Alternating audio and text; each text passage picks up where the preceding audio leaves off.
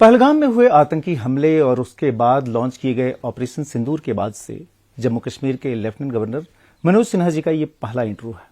सबसे पहले तो आपको धन्यवाद कि आपने न्यूज 18 को इसके लिए चुना। आपको धन्यवाद कि आप यहां तक आए। मेरा पहला सवाल आपसे यही होगा कि जब पहलगाम की घटना हुई और उसके बाद से ऑपरेशन सिंदूर हुआ, देश में लोगों के मन में एक जम्मू कश्मीर को लेकर डर बैठ गया कि जाना चाहिए या नहीं जाना चाहिए। क्या कश्मीर के हालात पूरी तरीके से सामान्य हो गए हैं, ऐसा हम मान सकते हैं? और अगर सामान्य हो गए हैं तो बहुत सारे टूरिस्ट स्पॉट्स को आप लोगों ने बंद कर दिया था, उनको कब तक पूरी तरीके से खोल दिया जाएगा? नहीं, ये सच है कि 22 अप्रैल को जो घटना बैसरन घाटी में हुई पहलगांव के, उसके कारण एक दहशत का वातावरण पैदा हुआ। जिस तरह से निर्दोष निरपराध लोगों को निशाना बनाया गया, उससे स्वाभाविक रूप से एक भय का वातावरण बना। लेकिन उसमें एक जो सिल्वर लाइनिंग है, उसको भी मुझे लगता है कि उस पर ध्यान देने की जरूरत है। शायद 50 वर्षों में पहली बार जम्मू कश्मीर की आवाम स्वतः स्फूर्त स्पॉन्टेनियस जिस तरह से आतंकवाद और खासतौर से पाकिस्तान समर्थित आतंकवाद के खिलाफ उठ के खड़ा हुआ है, इसे मैं एक बहुत शुभ संकेत मानता हूं।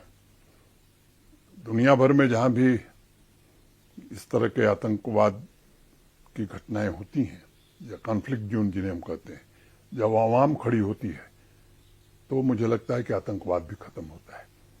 Security forces, Jammu Kashmir police ने बहुत ही सराहनीय काम किया है यहाँ। मैं उस आंकड़े पर बाद में आऊंगा।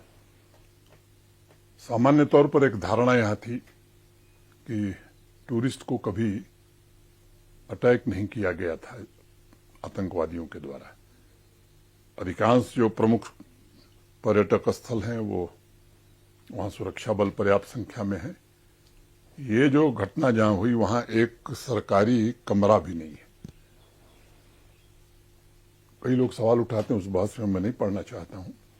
उसके बाद एक सिक्योरिटी रिव्यू में फैसला किया गया था कि फिलहाल के लिए ऐसे टूरिस्ट स्पॉट जहां हम सुरक्षा नहीं दे पा रहे हैं उसको थोड़ी देर के लिए बंद करते हैं। लेकिन उसमें से अधिकांश हमने फैसला करके खोल दिया है। कुछ स्थान बचे हैं। जिस दिन हमने रिव्यू करके 15 या 16 स्थान खोले थे, उस दिन हमने कहा था कि फेज वाइज जो बाकी स्थान है वो भी खोल दिए जाएंगे। लेकिन ये जरूर तय किया है कि जहां भी पर्यटक स्थल है, पर्यटकों को जाने की अनुमति जहां मिलेगी, वहां सुरक्षा बलों का चाक चौबंद प्रबंध है, ये जरूर किया जाएगा। अभी श्री अमरनाथ जी की यात्रा चल रही है। कुछ दिन बाद फिर रिव्यू करके जो बाकी स्थान है उन्हें भी खोलने की कोशिश जल्द से जल्द की जाएगी।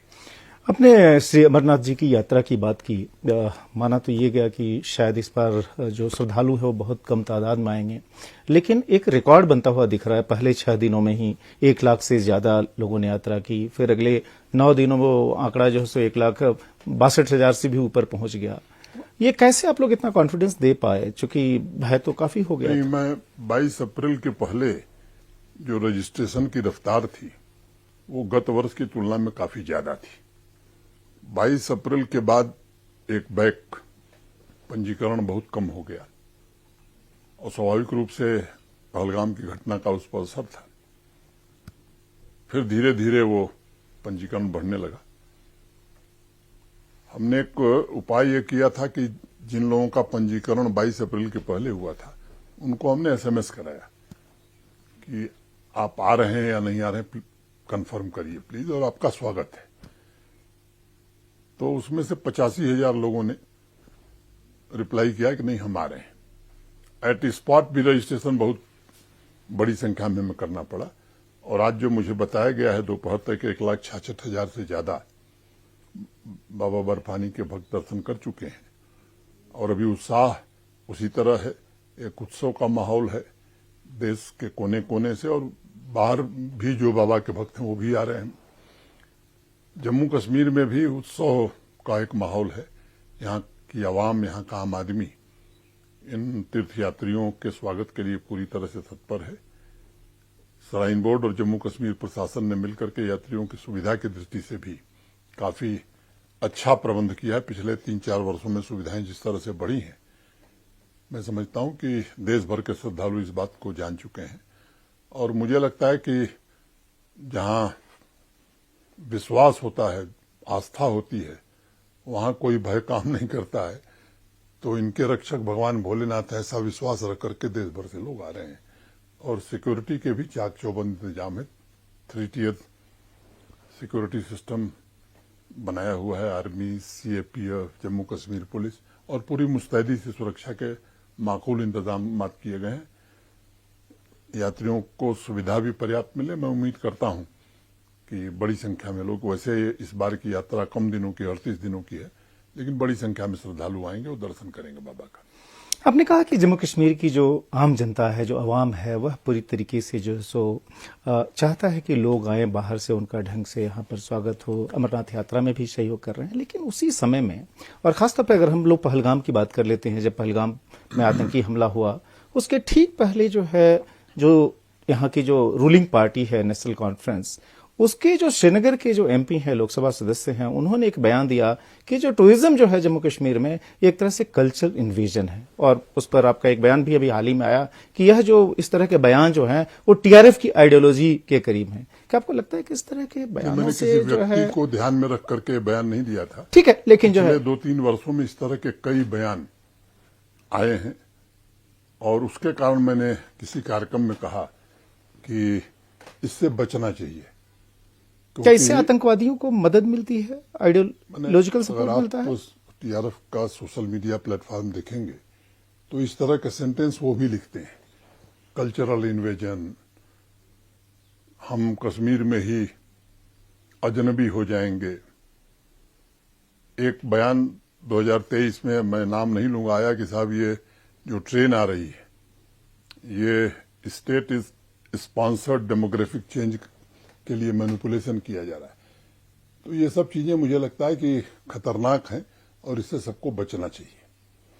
आपने ट्रेन की बात की, उस पर मुझे याद आया कि अभी जून में ही कटरा से श्रीनगर के लिए वंदे भारत शुरू हुई और उसको जबरदस्त एक तरह से प्रतिसाद मिला है, चाहे कश्मीर वैली की पब्लिक हो या फिर जो सो देश के बाकी हिस्सों से लोग इसको बड़े तौर पे यूज कर रहे हैं। और इसी में ये डिमांड हो रही है कि दिल्ली से अब सीधे श्रीनगर के लिए, या फिर जो हम लोग कश्मीर से कन्याकुमारी कहते हैं, वो ट्रेन सर्विस कब तक जो है शुरू हो पाएगी? कि उसमें एक बात समझने की है कि जम्मू अब रेलवे का एक डिविजनल ऑफिस बन गया है।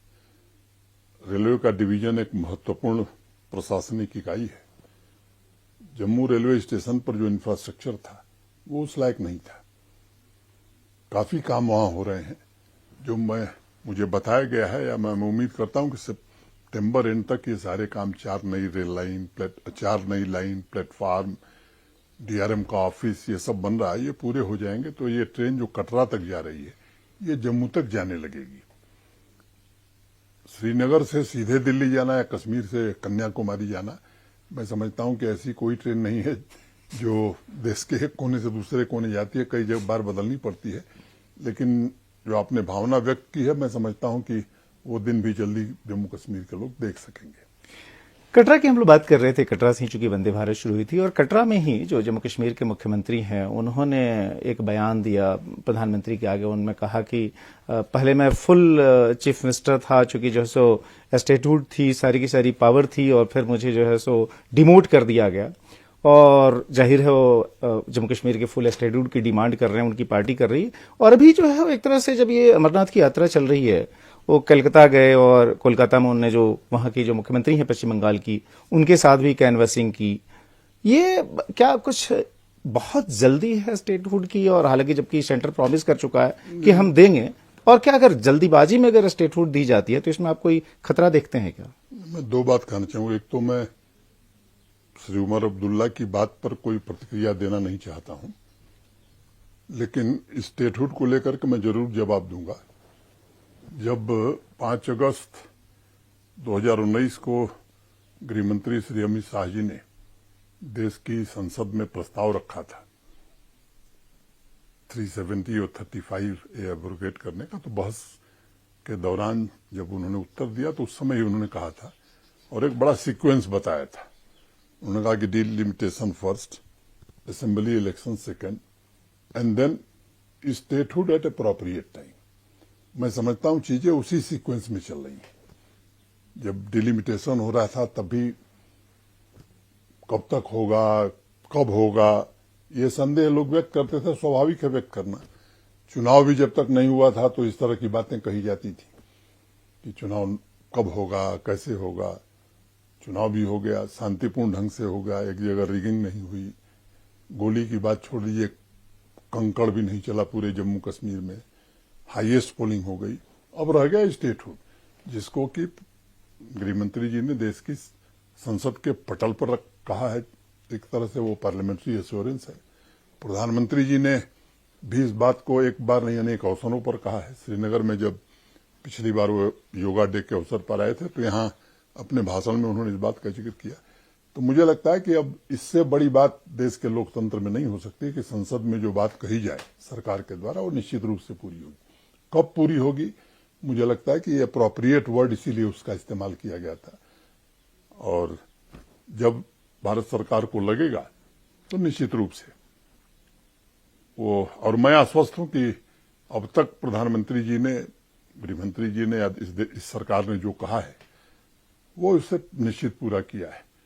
तो पूरा जरूर होगा, स्टेटहुड जरूर मिलेगा जम्मू कश्मीर को। कब मिलेगा मैं समझता हूं ये मेरा डोमेन नहीं है, इस पर राय देना मेरा उचित नहीं होगा।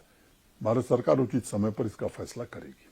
जब स्टेटहुड जल्दी दिए जाने की जब डिमांड की जाती है और खासतौर पे जो वैली बेस्ड पार्टीज हैं, तो ये तर्क दिया जाता है कि चूंकि जो है ये अभी तक केंद्र शासित प्रदेश है, भले ही चुनाव हो गए, लेकिन जो है चूंकि इलेक्टेड गवर्नमेंट के पास फुल पावर नहीं है और चूंकि एज लेफ्टिनेंट गवर्नर अभी तक आपने बिजनेस रूल्स भी जो है अप्रूव नहीं किए हैं, तो उसकी वजह से सरकार कुछ कर नहीं पा रही है, एडमिनिस्ट्रेशन जो है चरमरा गया है। मैं थोड़ी स्पष्टता करना चाहता हूं और मुझे लगता है वो आवश्यक भी है। मैं बहुत जिम्मेदारी से ये बात एक दो सार्वजनिक सभाओं में भी मैंने कही है। लॉ एंड ऑर्डर मैंने पुलिस और पॉलिसी मैटर के अलावा कोई डिपार्टमेंट मेरे पास नहीं है। सारे जो विकास के काम हैं, डेवलपमेंट से रिलेटेड, चाहे वो फाइनेंस हो, हेल्थ हो, एजुकेशन हो, पीडब्ल्यूडी हो, पावर हो, जिस डिपार्टमेंट का अपना, एग्रीकल्चर हो, ये सब सरकार के पास है। तो मेरी ओर से किसी काम में रोक नहीं है। जो भी सरकार फैसला करती है मैं समझता हूं उसे मैं अप्रूव करता हूं जो लोगों के हित में होता है। जहां तक बिजनेस रूल्स का सवाल है, स्टेट रीऑर्गेनाइजेशन एक्ट में बड़ी स्पष्टता है कि लेफ्टिनेंट गवर्नर का क्या अधिकार है, मुख्यमंत्री जी का क्या अधिकार है, चुनी हुई सरकार का क्या अधिकार है। थोड़ा बहुत जो कंफ्यूजन है वो पत्राचार सरकार और हमारे बीच हो रहा है। मैं समझता हूं कि वो भी जल्द उसकी स्पष्टता आ जाएगी। एक काम आपको लेकिन करना था जो कि अभी तक पेंडिंग है, वो ये है कि जब 2023 में जब रीऑर्गेनाइजेशन से संबंधित एक एक्ट में सुधार किया गया था, तो उसमें ये प्रोविजन किया गया था कि जम्मू कश्मीर की असेंबली में 5 जो है नॉमिनेटेड मेंबर्स होंगे और जिनको एलजी जो है नॉमिनेट करेंगे। वो काम आपने क्यों अभी तक होल्ड पे रखा है, उसको क्यों नहीं पूरा किया? जानबूझ करके होल्ड पर रखा है। कुछ राजनीतिक दल माननीय न्यायालय में गए हैं कि साहब ये अधिकार उपराज्यपाल या लेफ्टिनेंट गवर्नर का नहीं है, ये सरकार का अधिकार है। तो मैंने कहा कि फिर क्यों इस विवाद में पड़े, एक बार न्यायालय से फैसला हो जाए उसके बाद नॉमिनेट कर देंगे। एक विवाद अभी जो पैदा हुआ और वो भी कोलकाता से ही जब वहां पर गए आपके मुख्यमंत्री, वहां पर उन्होंने जम्मू कश्मीर में आने के लिए लोगों को इनवाइट किया। उसी समय वहां पर जो लीडर ऑफ अपोजिशन है और बीजेपी के नेता भी हैं शुभेंदु अधिकारी, उन्होंने ये कहा कि जिस कश्मीर में धर्म के आधार पर पर्यटकों की हत्या की गई वहां पर नहीं जाना चाहिए, उस मुस्लिम बहुल कश्मीर में, बल्कि जम्मू जो कि हिंदू बहुल है या फिर देवभूमि हिमाचल है वहां जाना चाहिए। आप लोग, चाहे मोदी जी हों, चाहे गृह मंत्री अमित शाह जी हों या आप हों, आप लोग जो है सो जम्मू कश्मीर की मेन स्ट्रीमिंग के लिए हमेशा देश के बाकी हिस्सों के लोगों को कहते हैं कि वो आए यहाँ पर। इस बयान पर आपको क्या कहना है? मैं समझता हूं कि ये उनका व्यक्तिगत बयान है। As a lieutenant governor of Jammu Kashmir मैं हर कोशिश कर रहा हूं कि देश के हर क्षेत्र से यहां अधिक से अधिक संख्या में लोग आवें। मैं समझता हूं भारत सरकार भी, माननीय प्रधानमंत्री जी या गृह मंत्री जी भी इसके लिए प्रयत्न कर रहे हैं। भारत सरकार के अनेक वरिष्ठ मंत्री अभी पिछले एक हफ्ते में कृषि मंत्री, पशुपालन मंत्री, पर्यटन मंत्री, तमाम कंसल्टेटिव कमेटी, स्टैंडिंग कमेटी यहां आ रही है। भारत सरकार के अनेक कार्यक्रम हो रहे हैं। तो ये भारत सरकार की घोषित नीति है और इसके लिए सरकार प्रयत्न कर रही। मैं निजी तौर पर भी प्रयत्न कर रहा हूं कि पर्यटकों की संख्या बढ़े, क्योंकि पिछले 4 वर्षों में जिस तरह से पर्यटक यहाँ आए उसके कारण यहाँ की अर्थव्यवस्था में बड़ा उछाल आया, लोगों में समृद्धि आई। अब वो जिन्होंने बयान दिया है उनका व्यक्तिगत बयान हो सकता है, मैं समझता हूं कि इस तरह के बयान नहीं देने चाहिए।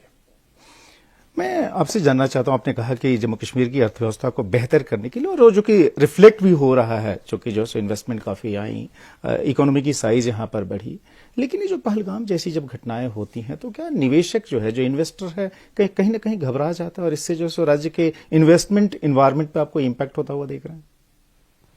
उसके इंटेंट को समझने की जरूरत है। वो घटना ही इसलिए कराई गई थी, एक ये संदेश देना कि जम्मू कश्मीर में सब कुछ ठीक नहीं है, अभी हम कुछ कर सकते हैं। दूसरा, कम्युनल लाइंस पर डिवीजन करना। तीसरी कोशिश थी कि जम्मू कश्मीर के लोग या खासतौर से कश्मीर के लोग जो देश के दूसरे हिस्सों में हैं उनके साथ दुर्व्यवहार हो, जिसे भारत सरकार ने बहुत प्रभावशाली ढंग से रोका। और चौथा, यहां शांति हो, यहां विकास हो, यहां समृद्धि हो, ये पाकिस्तान को कभी पछता नहीं। जिस अर्थव्यवस्था की आप बात करें तो मोटे तौर पर 5-6 साल में अर्थव्यवस्था की साइज डबल हो गई। जिसके पास एक होटल था उसने न्यूनतम एक नया होटल तो बना ही लिया है, कई लोगों ने तो 2-2, 3-3 बना लिए। पिछले 4 वर्षों में 5,000 से ज्यादा होटल केवल कश्मीर वैली में बने। तो मैं समझता हूं कि ये पाकिस्तान को पच नहीं रहा था और जानबूझ करके उसने पहलगाम की घटना कराई ताकि यहां के लोग बेरोजगार हो सकें, आर्थिक रूप से विपन्न हो सकें। तब उसको लगता है या उसके संगठनों को लगता है कि जो ये रिक्रूटमेंट जीरो हो गया है, शायद तब लोकल रिक्रूटमेंट हो सके। मैं उसे इस तरह से देखता हूं। आपने कहा कि पाकिस्तान ऑब्वियसली जो है, जो जम्मू कश्मीर में आतंकवाद है उसको स्पॉन्सर करता है, उसको शह देता है, अपने यहाँ ट्रेन करवाता है आतंकियों को। उस पाकिस्तान से यहाँ तक कि जब पहलगाम की घटना हुई और भारत ने ऑपरेशन सिंदूर लॉन्च किया, उसके बाद भी जम्मू कश्मीर के जो प्रोमिनेंट पॉलिटिशियंस हैं या पार्टीज हैं, चाहे फारूक अब्दुल्ला हो या महबूबा मुफ्ती हैं, वो उसी पाकिस्तान से बार बार बात करने की बात करते हैं, जबकि भारत सरकार की स्टेटेड पॉलिसी है कि पाकिस्तान जो टेरर स्पॉन्सर, उससे बातचीत नहीं की जाएगी। मैंने सबको राष्ट्र के नाम संदेश देने की जरूरत नहीं है। ये फैसला भारत सरकार करती है कि बात होगी या नहीं। जब भारत सरकार ने कह दिया कि ट्रेड और टेरर साथ साथ नहीं चलेंगे, टॉक और टेरर एक साथ नहीं चलेंगे, आतंकवाद और पानी एक साथ नहीं बहेंगे, तो मैं समझता हूं इसके बाद किसी के कुछ कहने का मतलब, जब प्रधानमंत्री जी ने ये बात कह दी है तो ये घोषित भारत सरकार की नीति है। कुछ लोग विभिन्न कारणों से बयान देते हैं समय समय पर, उस पर बहुत ध्यान देने की भी जरूरत नहीं देनी चाहिए। टेरर पे मुझे याद आया कि जब आप आज से 5 साल पहले अगस्त 2020 में आपने जम्मू कश्मीर के लेफ्टिनेंट गवर्नर का पद संभाला, तो आपने सिस्टम से उन लोगों को बाहर करना शुरू किया जो कि या तो टेररिस्ट थे या फिर टेररिस्ट को सपोर्ट कर रहे थे। दूसरी तरफ आपने जो है एक नया अभियान लॉन्च किया है कि जो लोग टेररिज्म के असली विक्टिम थे उनको मदद पहुंचाई जाए, टेररिज्म के जो केसेस जो थे उसमें जो है सो प्रोसीडिंग आगे बढ़ सके। क्यों ऐसा रहा कि जो रियल जो विक्टिम्स हैं उनको मदद नहीं मिल पाई और जो इस तरह के टेररिस्ट सपोर्टर्स थे या टेररिस्ट थे वो सरकारी सिस्टम में जगह पा गए? ये सच है कि बड़ी संख्या में आतंकवाद से जुड़े हुए लोग, सीधे जुड़े हुए लोग या आतंकवाद के इकोसिस्टम को सपोर्ट करने वाले लोग यहां सरकारी तंत्र में घुस गए थे। मुझे आज एग्जैक्ट नंबर याद नहीं, मुझे लगता है 76 या 77 लोगों को ऐसे चिन्हित करके निकाला जा चुका है। पिछले दिनों में ऐसे परिवारों से मिला जो आतंकवादी हिंसा के शिकार हुए थे। अभी 15 दिन पहले की बात होगी, साउथ कश्मीर के ऐसे परिवारों से मिला था। उसके 6 महीना पहले श्रीनगर राजभवन में मिला था। वहां एक लड़की खड़ी हुई और उसने बताया कि मेरे पिताजी एसपीओ थे, उन्हें आतंकवादियों ने मार दिया। मेरी माँ ने भीख मांगा और भीख मांग करके मेरा पालन पोषण किया और मेरी बहन का पालन पोषण किया। इतना द्रवित कर दिया था उस बच्ची ने कि स्वाभाविक रूप से मैं भी भावुक हो गया था। तो उस दिन मैंने फैसला किया, मुझे लगा कि ऐसी और भी घटनाएं हो सकती हैं। तब कुछ फैसले हम लोगों ने किए और ये फैसला प्रशासनिक अधिकारियों के साथ सार्थक चर्चा के बाद की गई। उसमें चीफ सेक्रेटरी, डीजीपी, अनेक सारे वरिष्ठ अधिकारी शामिल हैं। एक फैसला ये, और हमने एक हेल्पलाइन जारी की कि आप इस पर कंप्लेन करिए। डिस्ट्रिक्ट कलेक्टर्स को कहा कि आप अपने दफ्तर में ऐसे लोग आते हैं तो उनको इंटरटेन करिए। बड़ी संख्या में ऐसी एप्लीकेशंस आई हैं जो उसमें अहर लोग हैं, माने एलिजिबल लोग हैं, जो आतंकी हिंसा में मारे गए, जिनको नियम के मुताबिक फाइनेंशियल असिस्टेंस मिलना चाहिए था जो एमएचए देता है। SRO 43 के अंतर्गत उनके नेक्स्ट ऑफ किन को सरकारी नौकरी मिलनी चाहिए थी, वो काम प्रारंभ कर दिया गया है। बारामूला में अनेक ऐसे परिजनों के नेक्स्ट ऑफ किन को हम जम्मू कश्मीर प्रशासन का अपॉइंटमेंट लेटर देने जा रहे हैं। पुलिस भी इस मामले की जांच कर रही है। इसके विवरण मेरे पास अभी पुलिस हेडक्वार्टर ने भेजे हैं। बड़ी संख्या में शिकायतें आई हैं, कई की FIR नहीं दर्ज हुई है, कई की प्रॉपर्टी जब्त कर लिया था आतंकवादियों ने, कई के घर जला दिए थे। पुलिस भी माइन्यूटली एक एक घटनाओं की जांच कर रही है। तो एक तो नौकरी दे रहे हैं, दूसरा अगर उनको फाइनेंशियल असिस्टेंस नहीं मिला तो वो दिलवाएंगे, तीसरा टेरर विक्टिम फैमिली से अगर कोई सेल्फ एम्प्लॉयमेंट में मदद चाहता है तो हम सब जानते हैं कि प्रधानमंत्री मुद्रा योजना में 10 लाख रुपए तो बिना किसी कोलेटरल के मिलते हैं। अब प्रधानमंत्री जी ने उसकी सीमा बढ़ाकर 20 लाख कर दी। तो जम्मू कश्मीर बैंक को हमने कहा कि ऐसे परिवारों को प्राथमिकता के आधार पर आप आर्थिक सहायता देंगे। प्रशासन हैंड होल्डिंग करके उन्हें सेल्फ एम्प्लॉयमेंट में उनको क्या करना चाहिए इस काम को करेंगे। जिस मामले में FIR नहीं दर्ज हुई है उसमें FIR दर्ज होगी, उससे लॉजिकल कंक्लूजन तक ले जाएंगे। और चौथा, अगर प्रॉपर्टी उनकी आतंकवादियों ने कब्जा कर ली थी तो उसे खाली कराएंगे। इसी जगह मैं आपसे ये जानना चाहता हूं कि 1989 में एक तरह से जो है सो ये टेररिज्म यहाँ पर बहुत तेजी से पनपा और लगातार जारी है। गृह मंत्री अमित शाह जी ने एक डेडलाइन इस देश में नक्सलिज्म जो कि बहुत सारे राज्यों में था उसको खत्म करने के लिए तय की हुई है। क्या जम्मू कश्मीर में हम कॉन्फिडेंटली ये कह सकते हैं कि इस तारीख या इस साल तक टेररिज्म जो है सो पूरी तरीके से खत्म हो जाएगा या टेरर फ्री स्टेट बन जाएगा, यहाँ शांति खरीदी नहीं जाएगी बल्कि पूरी तरीके से स्थापित कर दी जाएगी? ये भारत सरकार और जम्मू कश्मीर प्रशासन की यही नीति रही है कि अब हम शांति खरीदना नहीं चाहते, स्थापित करना चाहते हैं। केवल टेररिस्ट का सफाया करना नहीं बल्कि पूरे इकोसिस्टम को कैसे समाप्त किया जाए, इसको ध्यान में रखते हुए अनेक प्रकार की कार्रवाई की गई है। मैं ये आपसे जरूर कहना चाहता हूं कि इसके कारण आज जो परिस्थिति बनी है, कहीं हड़ताल नहीं होती, पत्थरबाजी अब इतिहास की बात हो गई, कॉलेज स्कूल यूनिवर्सिटी चलते हैं, सिनेमा हॉल खुल गए, नाइट लाइफ शुरू हो गई। एक पहलगाम की घटना को छोड़ दीजिए तो इस जम्मू कश्मीर सामान्य हालात की ओर बढ़ गया। और जो दूसरा बड़ा पक्ष मैं देखता हूं, इस साल 2025 में अब तक केवल एक लोकल रिक्रूटमेंट हुआ है। तो स्थानीय तौर पर आतंकवाद सफाई की ओर जा रहा है, लेकिन हमको एक ऐसा पड़ोसी मिला है जिसकी स्टेट पॉलिसी ही है टेररिज्म। वो आतंकवादी भेजता है, बेगुनाह लोगों की हत्या कराता है और उसके पेट में बराबर दर्द होता है जब कश्मीर में सुख, शांति और समृद्धि आती है। तो मोटे तौर पर मैं कहूं कि अगर इंटरनल आतंकवाद की बात में अगर आप कर रहे हैं तो जम्मू कश्मीर लगभग उस मुहाने पर खड़ा है जहां आतंकवाद खत्म हो सकता है। जो मैंने पहले बात कही कि जिस तरह से जम्मू कश्मीर की आवाम, कॉमन मैन सड़क पर आया 22 अप्रैल के बाद, वो इस बात की गवाही दे रहा है कि अब आतंकवाद अंतिम सांसें गिन रहा है यहाँ, क्योंकि अब उसे ऑक्सीजन जम्मू कश्मीर में मिलेगी ऐसी उम्मीद मुझे नहीं है। क्योंकि जो जिस तरह का रोष प्रदर्शन यहाँ के कॉमन मैन ने किया वो स्पॉन्टेनियस था, स्वतः स्फूर्त था, उसकी क्रेडिट कोई नहीं ले सकता कि हमारे कारण ये हुआ है।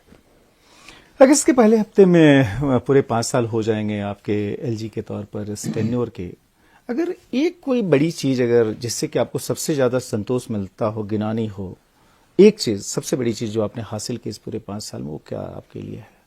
मुझे लगता है कि इंडियन स्टेट की अथॉरिटी फुल्ली जम्मू कश्मीर में स्टैब्लिश हो गई और जम्मू कश्मीर भारत के साथ इंटीग्रेट हो गया, इस बात का मुझे पूरा संतोष है।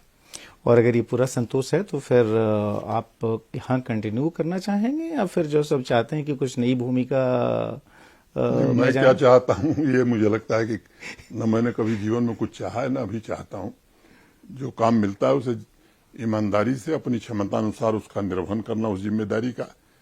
फिर बाकी तो माता वैष्णो देवी और बाबा अमरनाथ तय करते हैं कि आगे क्या करें। आखिरी सवाल ही होगा ये, मैं आपसे पूछना चाहता हूँ कि आपकी राजनीति जो है मेरे ख्याल से 1975 के बाद शुरू हो गई थी, इतना लंबा ये जो सब पीरियड रहा। कहा जाता है कि जम्मू कश्मीर में शायद ही कोई संवैधानिक प्रमुख हो जिसने की इतनी ज्यादा एक्टिविटी यहां रखी, जो कि ज्यादातर जिलों में, ज्यादातर गांवों में पहुंचा। आज भी बड़े पैमाने पर, जबकि इलेक्टेड गवर्नमेंट यहां आ चुकी है, आप डेलीगेशन से मिलते हैं, इतनी एनर्जी ला कहां पर से पाते हैं, इतना मोटिवेशन कहां से जनरेट कर पाते हैं? मुझे लगता है मालवीय जी का पुण्य प्रताप है, उनके आशीर्वाद से ये ऊर्जा मिली है। और जिस तरह से भारत के प्रधानमंत्री या गृह मंत्री मेहनत करते हैं, मुझे लगता है कि ये सबको एक चुनौती देते हैं कि आप भी इस नक्शे कदम पर चलिए। आखिर में बस एक चीज जो नॉर्मली लोगों से फीडबैक आता है वो ये आता है कि जो एलजी एडमिनिस्ट्रेशन जो था, जो कि कंप्लीट एलजी एडमिनिस्ट्रेशन था, उसमें जो है लोगों के काम बहुत तेजी से होते थे, आपके दरवाजे बहुत खुले थे। जब इस तरह का फीडबैक लोगों से मिलता है, कैसा लगता है? संतोष की अनुभूति होती है और मैं समझता हूं कि इसका मूल्यांकन लोग करें तो बेहतर होगा। मैं अपनी ओर से कहूं ये ठीक नहीं होगा। धन्यवाद हमसे बात करने के लिए, न्यूज 18 नेटवर्क के लिए इतना समय निकालने के लिए, और ऐसी ऊर्जा आपकी बरकरार रहे, यही प्रभु से प्रार्थना भी। धन्यवाद।